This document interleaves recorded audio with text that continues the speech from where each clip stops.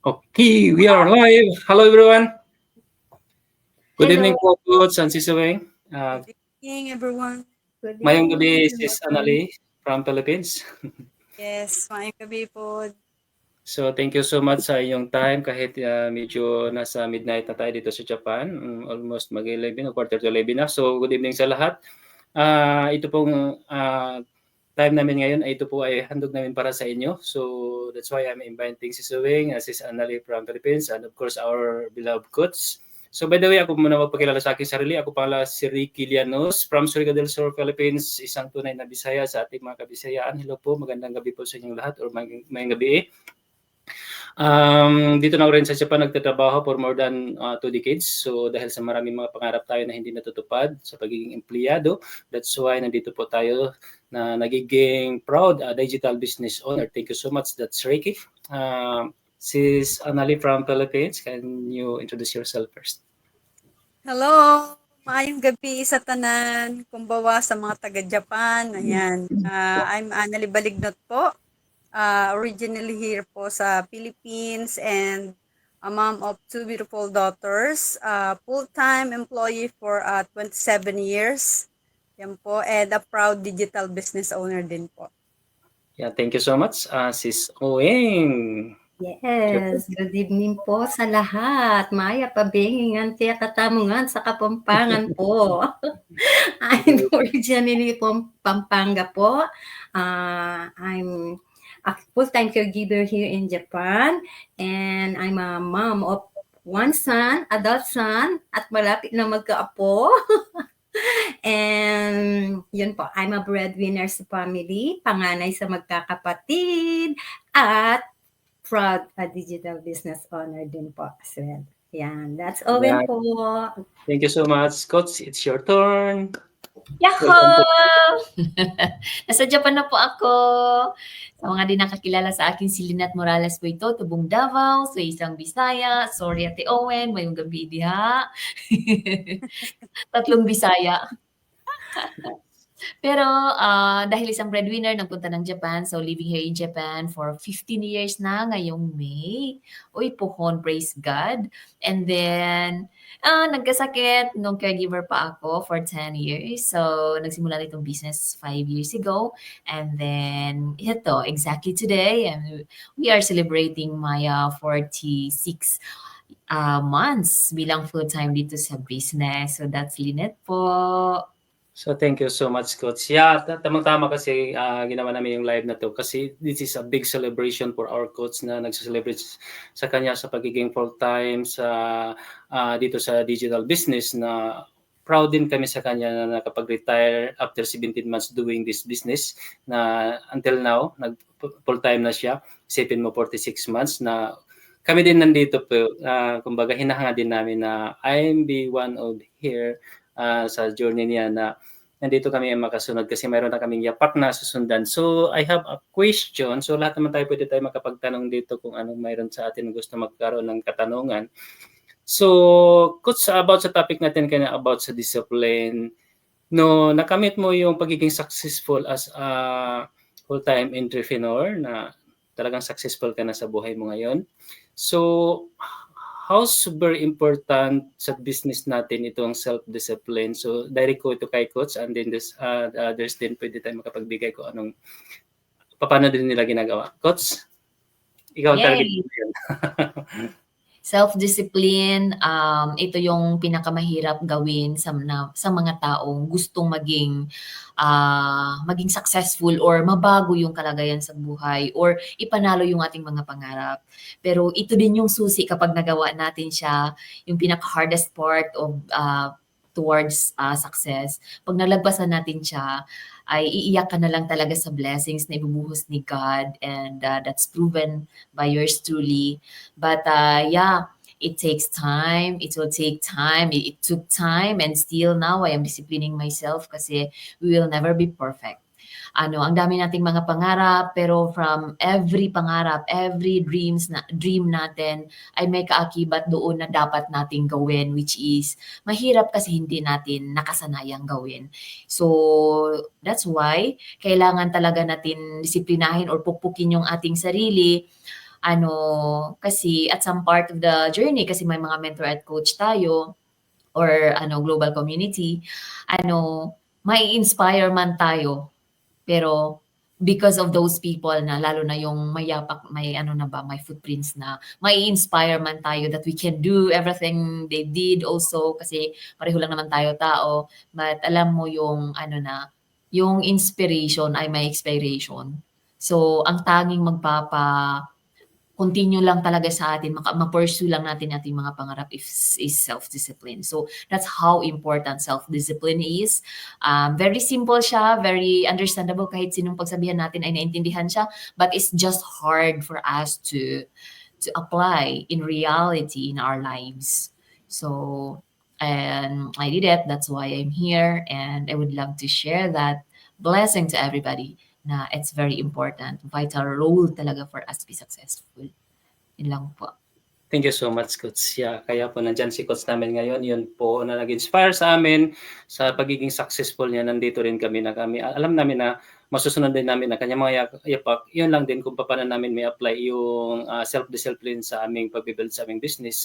May tanong natin si Sis Anali. Sis Anali, how did you applying this self-discipline while you are doing this business?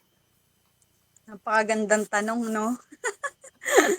Ayun, unang-una, thankful po ako sa Quezon Family, and sa coaches and mentors, kasi kung hindi dahil sa kanila po, ay talagang hindi po kami mag-grow sa sarili namin, at marami po pala kaming mga i-improve sa aming mga sarili, no?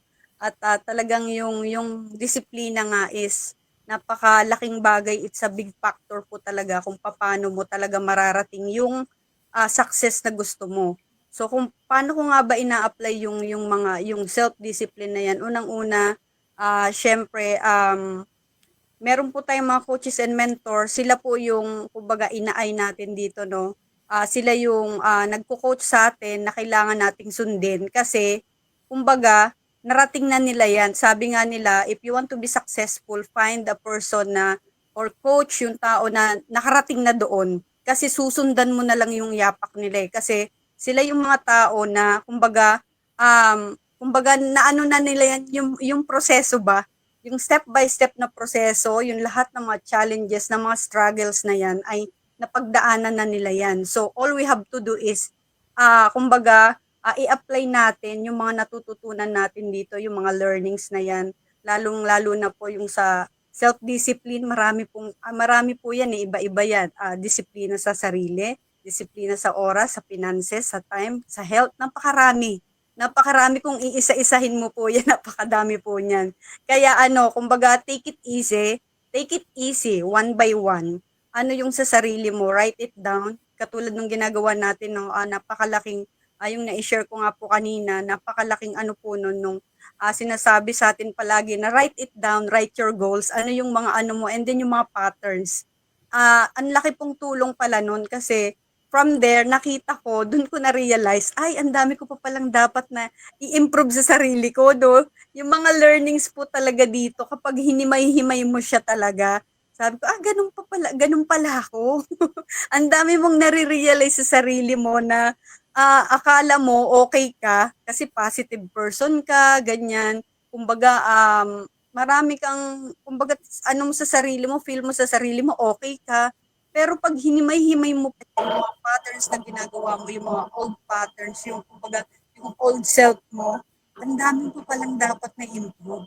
Kaya thankful po kami sa mga coaches and mentors, kasi talagang grabe po yung system natin dito, no? And na-realize ko na sobrang grateful, kasi nandito po tayo sa na to, digital business, sa ating mga cookies na we're in. Talagang nagkaroon tayo ng growth, nagkaroon ng self-improvement. Marami pong mga kaganapan. Kumbaga yung old self, ito na tayo ngayon, yung new self na natin. That's yun lang po. Thank you so much, Sis Nali. Yun po nakapagbigay si Sis Nali kung paano yun pinag-apply din, Coach Sid, na it's very important ang self-discipline, kaya po nandyan siya ngayon. So, Sis Uwing, nandyan na tayo, nandyan na yung living proof, pero dahil sa yung success mo rin din narating ngayon, Sa pag-a-apply mo ng self-discipline sa iyong self, do you think or do you feel the hard things or mahirap para sa'yo or easy lang? No. No, what Salamat do you sa question, Brone. As doing this business for 28 months is still self-discipline from day one talaga. At ang dami kong na kailangang baguhin kasi nag-start talaga ako from scratch. Nag-start ako at para akong newborn sa business dahil wala talaga akong knowledge. So, ang dami kong dapat baguhin sa sarili ko. Yan nga yung sinabi ni Sis Annalie, yung health, time, at saka siyempre yung emotion. Siyempre bago lahat to sa akin. At siyempre yung learning na binibigay ni Coach, ina-apply ko unti-unti. Hindi man perfect, but meron na i-improve ng konti. But ang dami ko pa pong dapat i-learn sa business na to dahil parang kindergarten, mag-i-start ka sa ano ba yung start ng kindergarten? Nursery, Nursery. kindergarten, tapos grade 1 hanggang mag-graduate ka. Nasa kindergarten pa lang ako. Naka-step down na ako sa aking nursery. So, ang dami po. Sa self ko na lang, sobrang dami kong dapat i-improve. Ang dami kong dapat declutter. Yun nga, iba siguro sa sarili ko na ang dami yung self-growth ko. Dahil ngayon hindi na ako nag-iisa, kailangan kong matuto talaga. At kailangan kong i-follow talaga ang mga step ni Coach at mga payo niya na lahat ng tinuturo niya is for us, para sa ating lahat yon at hindi at para na rin sa magiging anong tawag nito, Coach? Sa mga magiging babies, kumbaga anak. Ang ating coach, ang ating haligi ng tahanan, at tayo ay magiging mga anak niya at step by step. Hindi man maging perfect, but kailangan natin tatagan ang sarili at learning pa po. At ayun, yung marami tayong pagdadaanan dito sa business. Hindi lang sa business niya, sa buhay. Maraming pagsubok ang darating. Pero kailangan natin talaga natatagan ang sarili natin. At huwag tayong magpadala doon sa negative. Ako na yata yung tao na sinabi mo sa akin ngayon, bukas, yung negative, yung mga pagkukulang ko, ganun. Di rin, tao lang po ako. May pagkukulang din. At hindi rin din ako perfect, ayun nga, kailangan lang i-continue, consistent, at maging ka lang sa sarili. Believe ka. Mag-believe sa sarili lang talaga. Paniwalaan mo na kaya mo, magagawa mo. Yun, bro. Thank you so much. Para sa akin naman kung paano ko ina-apply itong self-discipline sa business natin while binibuild kong business na to is not an easy kasi kumbaga maraming dapat baguhin din na i-apply ko sa business para po magkaroon ng alignment. So napakahirap doon, yung bang ang doon is yung bang ka ng decision talaga. Yung pagdating sa decision making na do it now. Yung ba ngayon na para bang kailangan mo ng urgency or trigger na kailangan you need to stop kung ano ibang mga bad habits natin na para mapalitan natin good habits. So alignment, anong nabanggit ko alignment? Yung utak natin. Like for example, yun ang madalas sa atin na ma-experience natin, yung waking up in the morning na yung brain natin is sabihin, Ricky, kailangan mo nang bumangon. But your body, hindi nagko-connect. So nagkaroon silang disalignment. That's why, nandoon yung bang tinatawag natin procrastination. So talagang magtataluhan yung dalawa eh. So napakaganda yung pinapractice ko na magkaroon ng alignment na sabi ng brain ko na kailangan kong bumangon din, the body will follow. So in that way, magagawa ko yung dapat ko gawin. Although hindi naman ganoon kadali, but by doing every day na magkaroon ng consistency na kumbaga in self-discipline, you need to do even though gusto mo o hindi.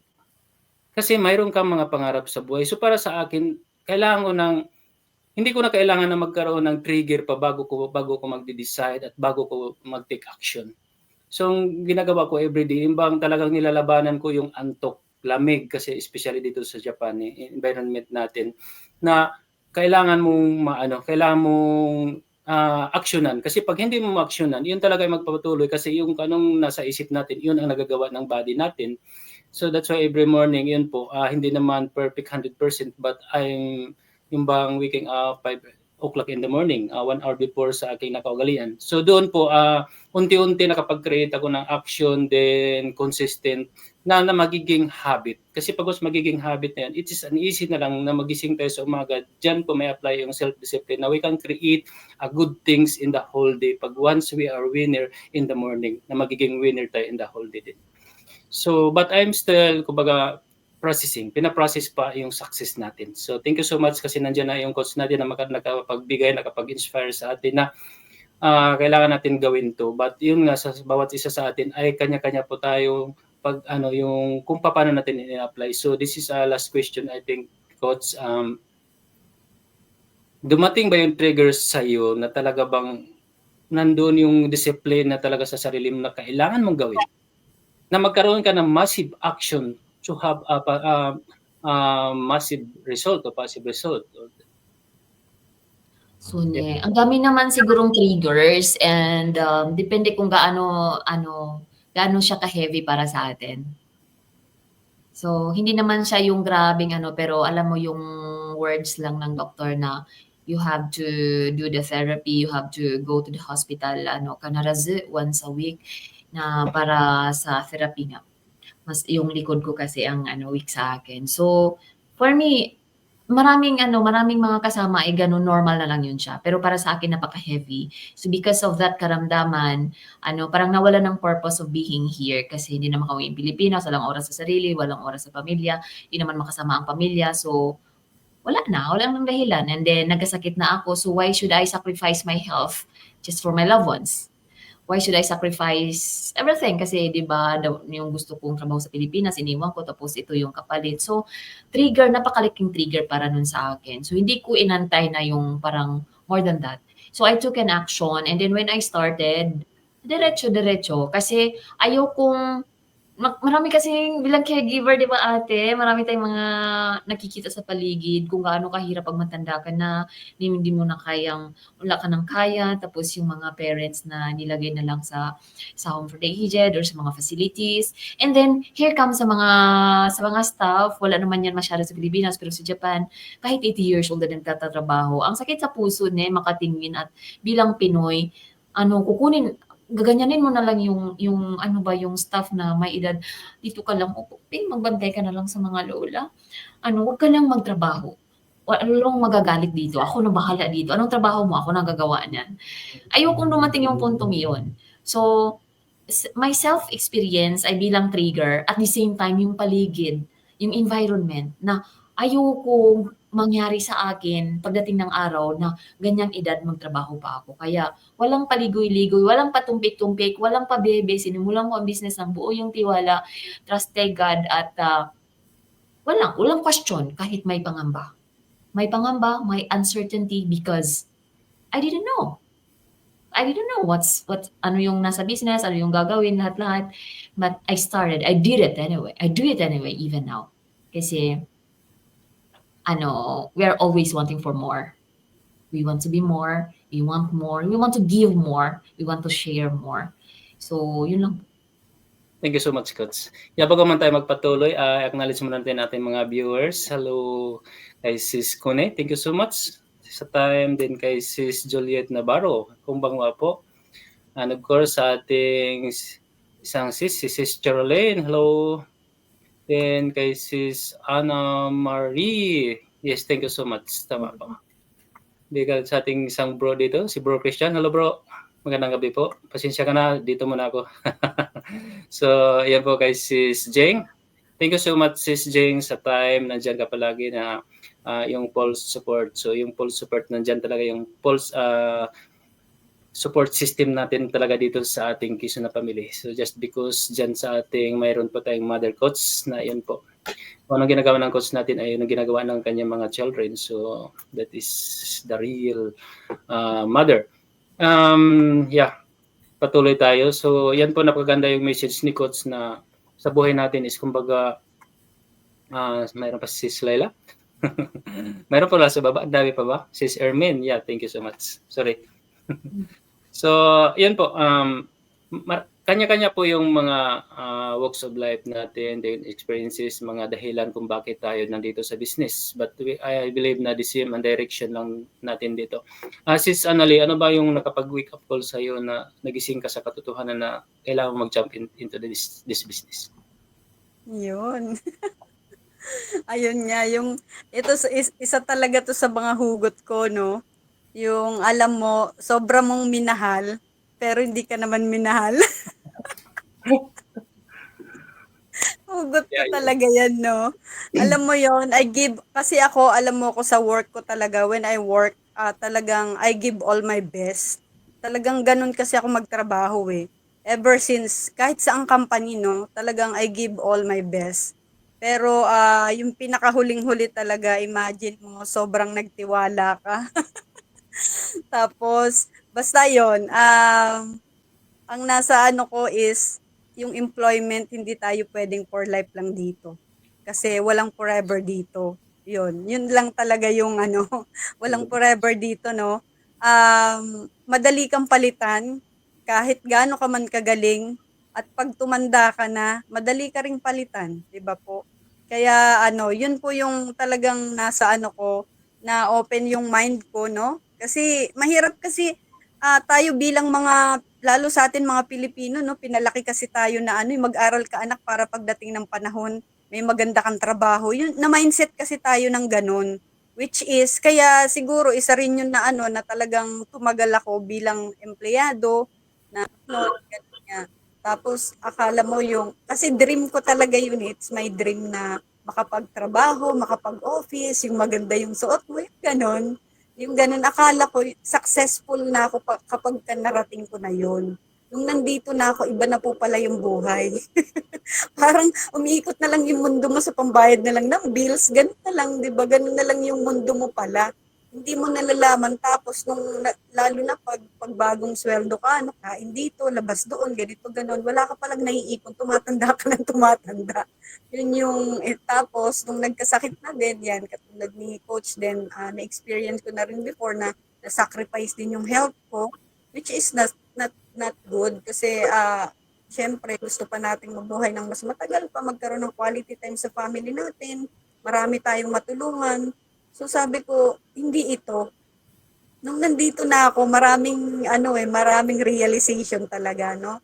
Through learnings nga, maraming talagang, kumbaga na open yung mind, ganyan, na kahit mahirap, no, talagang pinipilit na stretch yung na marami mang yung humihila sa iyo na na mga circumstances in life, but then pilit na lumalaban po. Kaya yun po yung talagang hindi naman po dun sa yung target na yung pinakamalalang no, pero yun talaga yung pagiging empleyado, hindi tayo magiging rich dito talaga.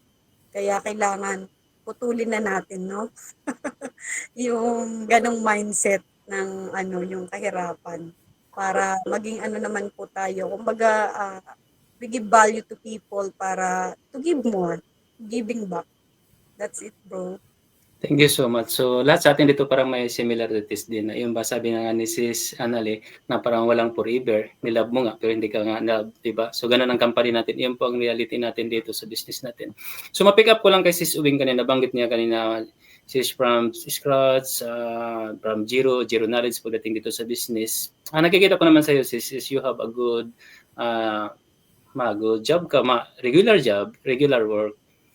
Pero bakit kailangan mo papahirapan yung sarili mo na maraming learnings dito?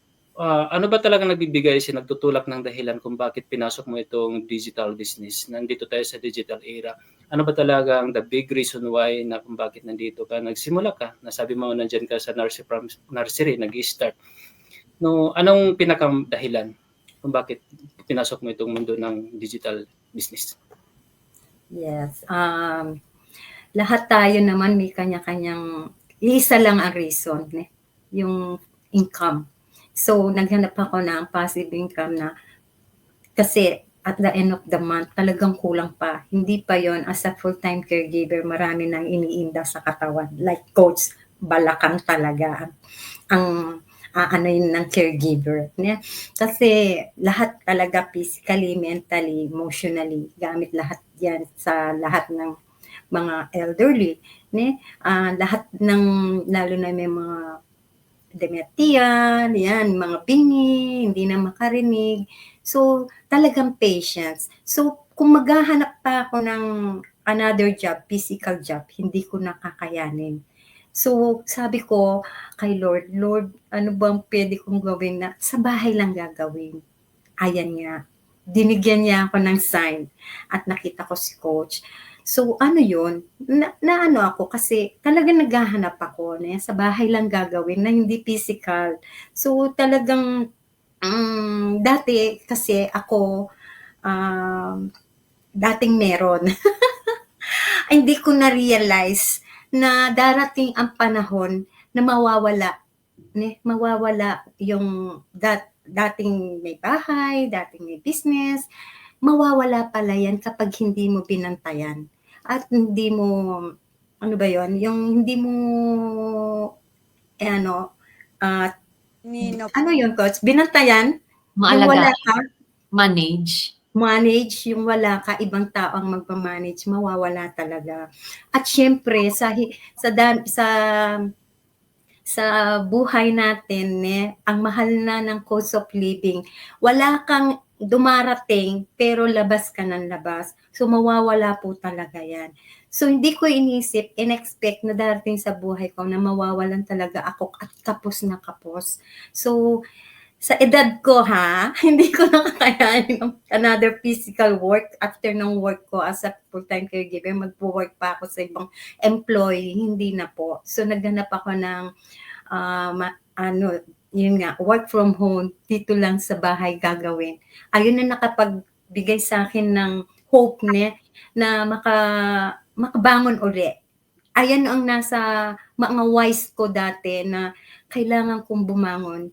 Kailangan kong gawin yung dati kong ginagawa na talagang hindi man dito sa business yun nga, nakapag-magnet sa akin si coach na makita ko siya sa social media. Wala po akong alam sa Facebook, wala akong alam sa social media. But, nilakasan ko ang loob ko. Skeptical sa una, but nanguna yung aking, yung eagerness ko na makabangon at makabalik sa dati na hindi na nahihirapan na maghanap ng at the end of the month.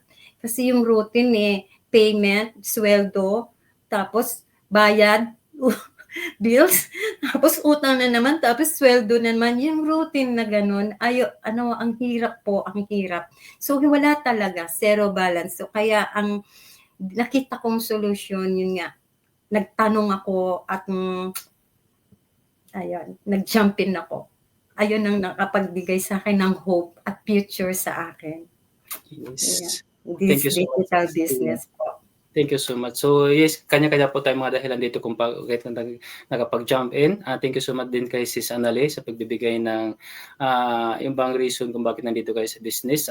Siguro this is the final word sa atin. Napaka-importante natin na makinig natin ang boses natin ng ating coach just to inspire sa ating mga kababayan kung anong mga dapat natin gagawin. Coach, anong napakaganda natin dito sa business na may bibigay mo sa kanila?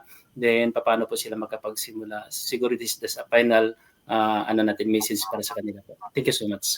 Please. Anong meron dito? Yes. Anong meron dito? So, anyway, andito kami para mag-help, tutulong sa mga breadwinners, sa mga dreamers or mga nangangarap na ipanalo na ang inyong mga pangarap. Sa mga taong willing matuto or mag-learn na gustong mag-build and i-grow ang business, to retire early and to live a real life. Kasi for us business owners, we believe na kapag andyan tayo sa pagiging employee and palagi tayong ako dyan ka na lang, hindi maganda yung parang ganun nga, parang tanggap sa ang salary, mamimili, mambayad ng bills and then kulang, mangungutang. that is ako Junkan, bad cycle of life. Mhm. So if ganun ang buhay natin, dapat talaga natin siyang solusyonan. Kasi pag hindi na solusyonan, magiging acute po yan, magiging mahirap ng gamutin at mahirap na tayong makabangon kapag dapang-dapa na. So we are here para i-bridge kayo sa solusyon. I-bridge kayo sa solution wherein kailangan po nating trabahuin. Kailangan natin siyang i-build, i-grow while nagtatrabaho pa kayo sa full-time or ano man yung ginagawa nyo sa buhay. Magbi-build tayo ng passive income. So, hindi siya one night. Hindi siya yung bigla ang yayaman ka kaagad. Hindi ako tumungtong kung saan ako ngayon na hindi dumaan sa mga process, sa steps. So, lahat tayo dadaan doon sa nursery bago makapunta sa next ladder. So, tatrabahuin po natin yan at nandito kami aagapay sa bawat business owner. May mentor na ka-assign sa'yo and my coach. And my full package system na lahat ng recados for you to drive the vehicle towards success ay andyan na po. Ikaw na lang yung kulang na magdadrive ng vehicle na iyan. That is 10% ang task mo, which is posting in social media kasi we are doing an attraction marketing. Kaya kami palagi yung nakikita sa social media and parang bakit siya nagpo-post ng ganyan? Kasi attraction marketing po yung ginagawa namin. Hindi po kami nagbebenta ng products kasi ang business po ay may dalawang klase, magbebenta ka ng products or magbebenta ka ng services. Nasa services po kami. So ano yung meron nakapackage sa full package system na to? May mentoring and coaching na lifetime po naka-attach. Wala kang babayaran doon. Walang recurring na payment po. Isang beses lang po yun, 2 lapad mahigit. Pero refundable po in 30 days. No matter what, ano yung rason mo. Basta ayaw mo sa business, ayaw mong yumaman, so pwede kang mag-refund anytime. But anyway, ito lang ay para sa mga taong gustong yumaman or umalis sa pagiging employee. Hindi ito po para sa lahat. And don't misunderstand na nagla-live kami dito na kailangan mo ring mag-live. It's your call. Nandyan pa rin. And then, dyan yan sa'yo. But we are in social media, the better, the best, kung makakalabas ka. But hindi ka itutulak sa war na hindi ka pa handa. Iti-train ka po and lahat po ng skills na kakailanganin mo for you to be successful ay andito po nakalapag. Ikaw na lang po ang inaantay. So kung saan nyo nakikita ang video na to, live or replay, contact nyo lang po kami directly at i-guide ka namin step by step. We are here to guide you if you are ready, willing to embrace the process po. So, never give up po sa iyong mga pangarap. Ipanalo na natin yan. So, that's all po. Yes. God bless sa lahat. So, thank you so much. So, yun na po dahil magabi na, hindi natin patagalin. Alam ko marami pang maibibigay na pag-inspire ang ating dalawang co-business owners, Sis Anali and Sis Owing. Pero ang time natin is kailangan natin mag-relax. So, that's all po. Thank you so much sa lahat. So, ikinagala kong makausap kayo dito, makapanayam, especially ang ating The Mother Coach na nandito po ay nagbibigay po ng imbang inspiration po para sa lahat ng mga kababayan natin, especially dito sa Japan, na sa lahat ng mga taong nabanggit nga ni Coach, hindi po ito para sa lahat, kundi ito lang po ay para sa mga taong willing to start their own business to change their lives din also. So, God bless po sa ating lahat. Thank you so much sa inyo. Cheers! Cheers! Thank you, bro. Thank you, Coach. Thank you, Sis Anali. Cheers po. It's a February 1 and yes, Yes. po. Maraming salamat. Good night. Thank you so much po. Peace na pa. Night, everyone. Wala picture pala. Naka-live pa po tayo. Sorry. Nabalik na ibalik.